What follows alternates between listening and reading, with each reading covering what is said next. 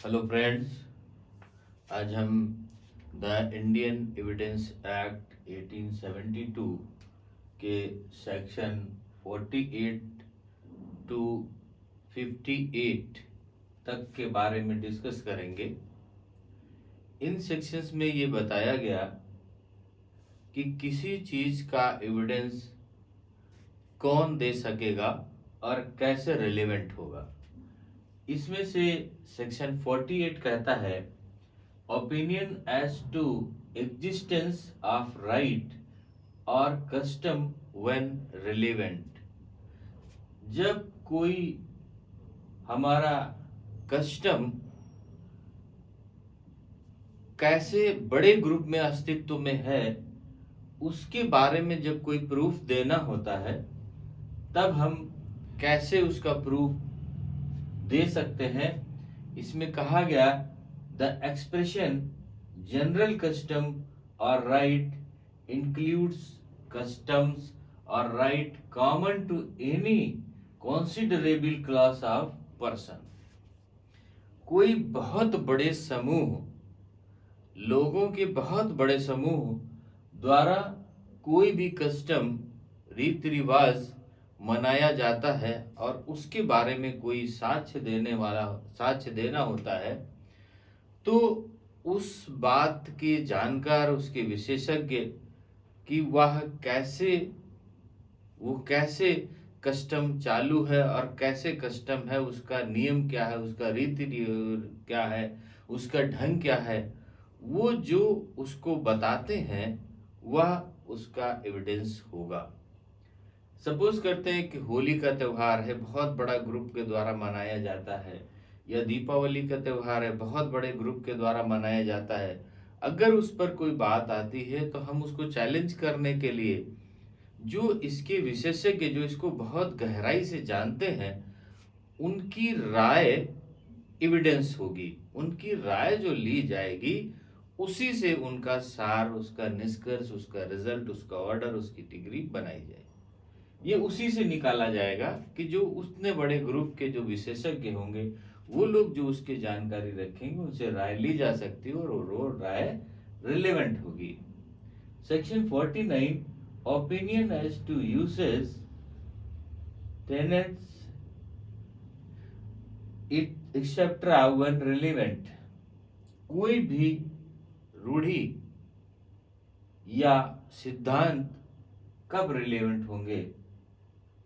इसमें कहा गया the opinions of persons having special means of knowledge thereon are relevant facts। किसी छोटे ग्रुप के द्वारा कोई शहर में, कोई प्रदेश में कोई त्योहार मनाया जाता है तो उसका रिलेवेंट कैसे माना जाएगा? एक छोटे समूह के द्वारा 10,000 15,000 लोगों के द्वारा एक कोई रिवाज मनाया जाता है और उस पर कोई बात आती है तो वहाँ का जो भी व्यक्ति, जिसको उसका स्पेशल ज्ञान होगा, जिसको उसका विशेष ज्ञान होगा, उस व्यक्ति के द्वारा उसकी राय ली जा सकती है या उसके द्वारा उसका बयान कराया जा सकता है। इनमें से ये कहा गया कि ये जो बातें हैं, ये जो चीजें हैं, उनको कौन कह सकता, कौन उनका एविडेंस दे सकता? तो जैसे 1,000 लोगों का ग्रुप है और उस ग्रुप में कोई रिवाज मनाया जाता है तो उसका एविडेंस क्या होगा? बुक्स वगैरह में तो है नहीं।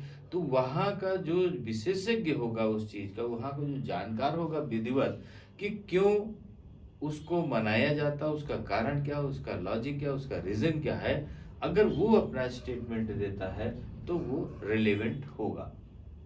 अब इसमें सेक्शन 50 कहा गया opinion on relationship when relevant. कोई रिश्ता है, रिश्ते में कौन उसके बयान दे सकता है? किसी रिश्ते को प्रूव करने में कौन बयान दे सकता है? The question is whether A was the legitimate son of B. The fact that A was always treated as such by members of the family is relevant। इसमें कहा गया कि कोई एक धर्मज पुत्र है, कोई एक लेजिटिमेट सन है, कोई एक धर्मज पुत्र है और उस पुत्र को कोर्ट में प्रूव करना है कि ये पुत्र है, तो उसमें कौन प्रूव कर सकता है इसको? तो ये कहा गया कि उसके जो परिवार के लोग हैं, जो उसके करीबी नियरेस्ट है वहां के, उस परिवार के जिसका वो पुत्र बता रहा है, उस परिवार के लोग बताते हैं कि इसमें से पुत्र और पिता का ही रिश्ता हमेशा से रहा, और जो इसका व्यवहार है वो व्यवहार हमेशा पुत्र के जैसा रहा। इसने पुत्र के ही धर्म निभाए हैं, पुत्र के ही सारे कार्य इन्होंने किए, इसलिए ये धर्म, इसलिए ये इनका पुत्र है। तो उसमें उसके फैमिली के मेंबर एविडेंस दे सकते हैं। इसमें ये कहा गया कि उस बात के लिए एविडेंस कौन देगा? तो जैसे इसमें 50 में कहा कि ओपिनियन ऑफ रिलेशनशिप, रिलेशनशिप में कौन देगा? तो रिलेशनशिप में वही परिवार, जिस परिवार में वो रिश्ता बताया जा रहा है, उस रिश्ते को प्रूव करने के लिए वो परिवार स्टेटमेंट दे सकता है, और उसके स्टेटमेंट रिलेवेंट होंगे। सेक्शन 51 कहता है grounds of opinion when relevant, कब उसकी राय जो है, कब राय उसमें से रिलेवेंट होगी। जैसे एन एक्सपर्ट में an account of experiments perform by him for the purpose of farming his opinion. इसमें कहा गया कि अगर कोई एक व्यक्ति है, सपोज करते हैं एग्जाम्पल के लिए, कोई एक प्रैक्टिकल कर रहा है और लास्ट में उसको रिजल्ट निकल आता है, तो उस रिजल्ट को प्रूव कैसे करेगा?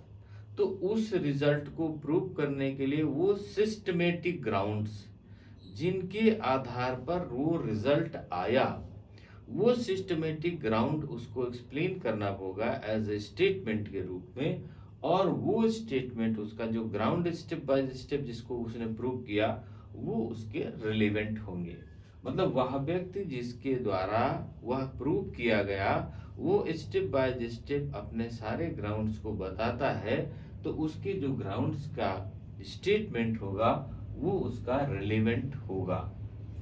अब सेक्शन 52 कहता है दस in civil cases character to prove conduct imputed relevant. इसमें कहा गया किसी का जो सील है, कैरेक्टर है, वो जो सिविल केसेस होते हैं उनमें प्रूव करना क्या है, उनमें कौन प्रूव करेगा?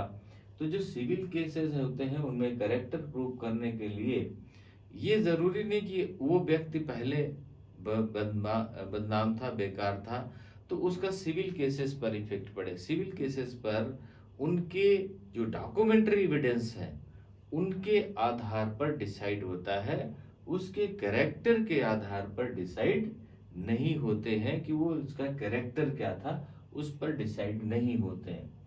सेक्शन 53 कहता है in criminal cases previous good character relevant. जो क्रिमिनल केसेस हैं उनमें उसका पूर्व में उसका चरित्र कैसा था, ये उसका महत्व रखता है। जैसे सपोज करते हैं कि किसी को सजा हो जाती है, उसको आजीवन सजा हो जाती है और वो जेल में चला जाता है। अब जेल में काटता तो उसका पूरी हिस्ट्री देखी जाती है कि उसका पूर्व में कैरेक्टर क्या था, वो अच्छा था कैरेक्टर, गुड था, वो किस तरीके से था, या बैड कैरेक्टर था। तो वो जो कैरेक्टर उसका था पूर्व में, वो उसका मायने रखता है कि उसका पूर्व में कैरेक्टर ये था, ये बाई चांस या इसके साथ में मिस हैपनिंग हो गई, उसका कैरेक्टर ऐसा था, उस पर उसके सजा पर, इम्प्रिजनमेंट पर या और चीजों पर इफेक्ट पड़ सकता है। तो इन्होंने कहा कि in criminal cases previous good character relevant, पहले का अच्छा कैरेक्टर जो है वो उसका मायने रखता है। Section 54 previous bad character not relevant except in reply. जो उसका पूर्व का बुरा कैरेक्टर होगा, the accused person has a bad character is relevant unless evidence has been given that he has a good character. वो उसका बैड कैरेक्टर तब तक नहीं प्रूव होगा, तब तक नहीं माना जाएगा जब तक ये प्रूव न कर दिया जाए, जब तक कि उसके साक्ष्य न दे दिया जाए कि यस इसका गुड कैरेक्टर नहीं था, इसका गुड कैरेक्टर नहीं था, मतलब इसका चरित्र अच्छा नहीं था, तब तक उसको बुरा चरित्र नहीं कहा जा सकता। ये सेक्शन 54 में, ऐसा नहीं किसी पर कहना है कि ये बहुत बुरा व्यक्ति था, तो पहले ये प्रूव करना था कि वह व्यक्ति अच्छा नहीं है, अच्छा नहीं था। ये बात पहले, तब तक जब तक ये बात प्रूव नहीं हो जाती कि अच्छा नहीं था, तब तक उसे बुरा नहीं कहा जा सकता सेक्शन 54 के तहत। Section 55 character as affecting damages, जो कोई डैमेजेस हुए उस पर बुरा कैरेक्टर क्या कर सकता है, इफेक्ट डाल सकता है। In civil cases the fact that the character of any person is such as to affect the amount of damages which he ought to receive is relevant. जैसे उन्होंने कहा कि उसका कैरेक्टर बैड था और बैड कैरेक्टर को हमने prove कर दिया है, इसमें सेक्शन 54 के तहत वो उसका कैरेक्टर अच्छा नहीं था, ये हमने प्रूव किया, तो बैड हो गया, वो बैड कैरेक्टर हो गया। बैड कैरेक्टर में जो उसका डैमेजेस मिलना है उस पर इफेक्ट आ सकता है, क्योंकि हो सकता है उसका रिलेट हो जाए कि ये डैमेजेस इसके द्वारा किए गए हैं, या उन पर इफेक्ट आ सकता है। तो इन्होंने कहा कि जो कैरेक्टर है उसका इफेक्ट पड़ता है डैमेजेस पर। अगर उसका बहुत गुड कैरेक्टर है, अच्छा कैरेक्टर है, तो डैमेजेस अच्छा हो सकता है। अगर बैड कैरेक्टर है तो उसका रिलेट किया जाएगा, हो सकता है रिलेट से उसका इफेक्ट पड़े उसके जो है डैमेजेस पर। Section 56 fact judicially noticeable need not be proved, no fact of which the court will take judicial notice need to be proved. जिसको कोर्ट मान लेती है कि किसी लॉ से लिया गया है, जिसको कोर्ट ने ये कह दिया कि ये फला लॉ से लिया गया है, तो उसको प्रूव करने की जरूरत नहीं है, वो ऑलरेडी प्रूफ है। ये सेक्शन 56 में कहा गया कि जिस बात को किसी कानून से लेकर के कोर्ट ने रख दिया है, तो उसे प्रूव करने की आवश्यकता नहीं है, क्योंकि वो ऑलरेडी प्रूफ है। सेक्शन 57 कहता है facts of which court must take judicial notice.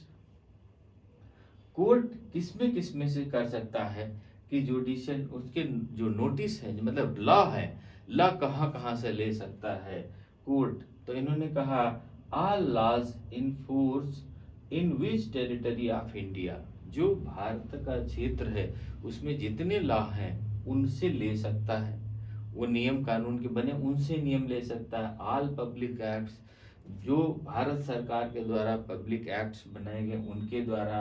Article of war of naval academy, military academy and air force academy, जो भारत के वायुसेना, थल सेना और जल सेना है उनके जो आर्टिकल हैं वार के, उनसे ले सकता है। The rule of the road, सड़क के नियमों से, या इस तरीके से 14-15 बुक्स या उनके नियम दिए गए, वो जितने भी लॉज हैं, इसका बेसिक मूल क्या है कि जितने भी लॉज बुक हैं, जो नियम कानून बनाए गए, उनसे वो नियम ले सकता है, और जिनसे कोर्ट उनसे नियम लागू करेगा उन्हें प्रूव करने की आवश्यकता नहीं होगी।